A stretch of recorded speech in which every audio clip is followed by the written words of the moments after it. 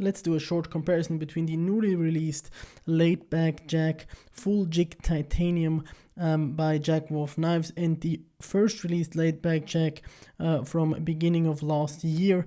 We have now a hand rub satin finished blade of S90V compared to the machine satin finished hollow ground blade of M390 on the original version. As you can see right here, both are hollow ground, and then we have a Barlow style bolster with triple flute compared to the smaller bolster right here, and we have a larger sharpening choil as well. Size wise they are the same. You also have a different screw pattern on the handle. Amazing knives, and I think this is an absolute bargain here on the new version in full titanium and a hand rub satin S90V blade. They are available at the authorized retailers list on jackwolfknives.com.